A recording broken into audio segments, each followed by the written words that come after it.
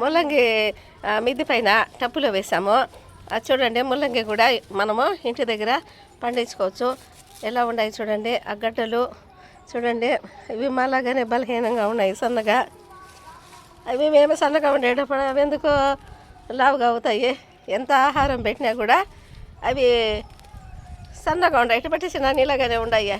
కాబట్టి మాకు మ్యాచింగ్ సరిపోయినాయి అవి. మేము లావు అయితే అవి కూడా లావుగా పండుతాయి. చూడండి, కానీ ఎందుకు బాధపడేది?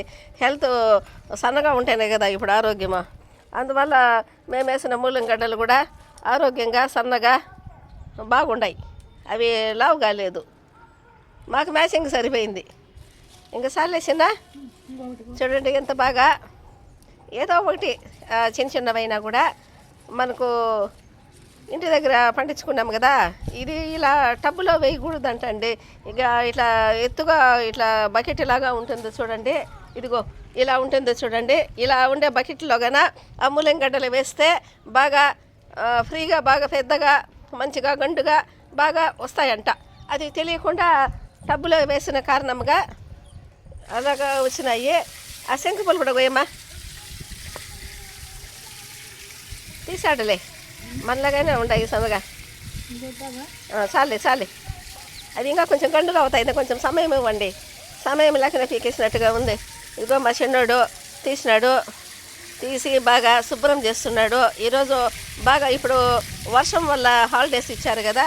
పప్పు, కొత్తిమీర, టమాటాలు అవన్నీ వేసి సాంబారు చేస్తాము. ఇదిగో చూడండి ఎంత బాగా చేస్తాము సాంబారు. మీరు దేవి ఛానల్ గుర్తుపెట్టుకొని చూసిన వాళ్ళంతా మొత్తం కంప్లీట్గా వచ్చేసేయండి. ఈ సాంబారు తిందురు. ఇదిగో అదేలాగా చెట్లలో కూడా పూలు కాసినాయి చూడండి. మార్నింగ్ టైము వర్షం పడుతుంది. ఈరోజు చాలా భయంకరంగా ఉంది వాతావరణము. మీరందరూ కూడా ఎక్కడ వెళ్ళొద్దండి. ఇంట్లోనే బాగా మంచిగా మీకు ఇష్టం వచ్చిన ఫుడ్డు చేసుకొని తిని హాయిగా ఉండండి. చక్కగా పిల్లలతో గడపండి. పిల్లల్ని ఎక్కడ బయట పోనివద్దండి. ఆడుకోవడానికి కూడా బయట పోనివద్దండి. మీకందరికీ నేను చెప్తున్నాను, పిల్లల్ని పంపించద్దండి ఎక్కడ అనేసి. కానీ మా వాడిని నేను కంట్రోల్ చేసేది చెప్పు. ఈయన ఎట్లా ఒకట్లా కంట్రోల్ చేసి బయట పోవద్దు నాయన అని చెబుతున్నాను. ఈయన ముందు నేను కంట్రోల్ చేస్తే అందరూ కంట్రోల్ అయ్యేట్టే. చూడ శంకుపూలు కోస్తున్నాడు. శంకుపూలు ఇది ఔషధంగా ఆరోగ్యానికి చాలా మంచిది. శంకుపూలు అక్కడ కూడా పోయినా.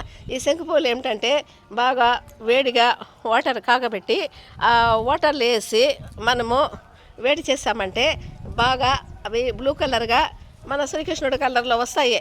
కృష్ణ పరమాత్మ కలర్లో బ్లూ కలర్లో వస్తాయి. ఆ వాటరు తాగితే మనకు హెల్త్ పరంగా కూడా చాలా మెడిసిన్, ఆరోగ్యానికి చాలా మంచిదంట. వర్షం పడుతుంది, అందంగా ఉంది వాతావరణము.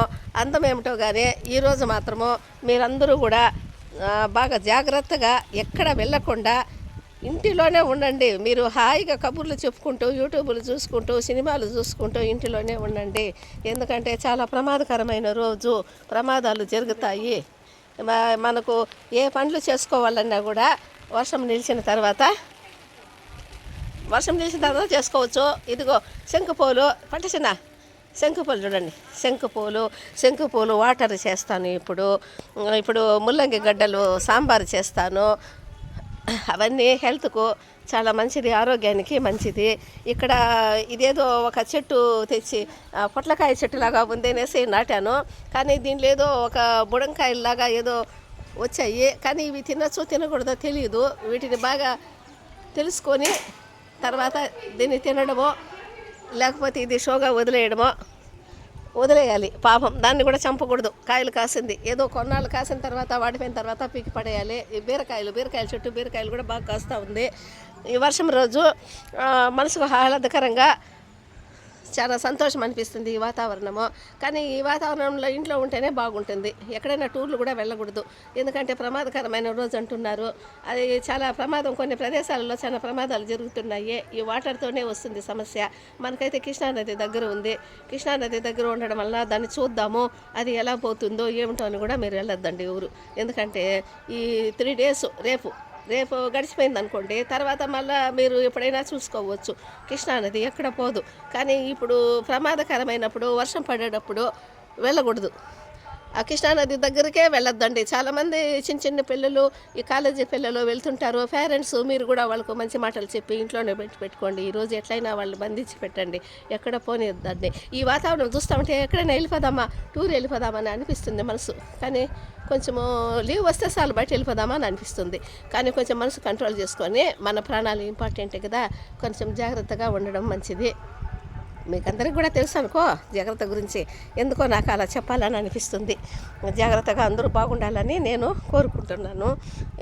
చాలా బాగుంటుంది ఈ వాతావరణం అయితే, మనసుకు ఆహ్లాదకరంగా చాలా ఆనందంగా అనిపిస్తుంది. ఫుడ్ లేకపోయినా కూడా పర్వాలేదు, ఈ వాతావరణంలో ఉన్నామనుకోండి చాలా బాగుంది. మనకి ఎక్కడో ఊటీలోనో ఎక్కడో ఉన్నట్టుగా అనిపిస్తుంది. ఊటీ, అర్సరీ హిల్స్ అలా ఉన్నట్టుగా అనిపిస్తుంది వాతావరణం. చక్కటి వాతావరణం అయితే బ్యూటిఫుల్. వర్షం వస్తుంది, ఏమవుతుందో ఏమో అనేది మాత్రం భయంగా ఉంది. మొన్నే కదా బుడమేరు సమస్య వాళ్ళు మన విజయవాడలో జరిగి గుండెలు పగిలేంత బాధ అనుభవించిన మా సంఘటన ఇప్పటికి కూడా గుర్తొస్తుంది. వాటర్ చూస్తే నాకు అదే గుర్తొస్తుంది. మన వాళ్ళంతా మన కళ్ళ ముందరనే, మన దగ్గరలోనే ఎంతమంది వెళ్ళిపోయారు. గుండె అట్లే పగిలిపోతుందండి చాలామంది అలా అయిపోవడం. నీళ్ళంటేనే చాలా జాగ్రత్తగా ఉండాలా. మనము సరదాగా వాటిలో కూడా దిగకూడదు. అందరూ జాగ్రత్త, అందరూ హ్యాపీగా సంతోషంగా ఉండండి. ప్రమాదాలు ఏరి కోరి తెచ్చుకోవద్దండి.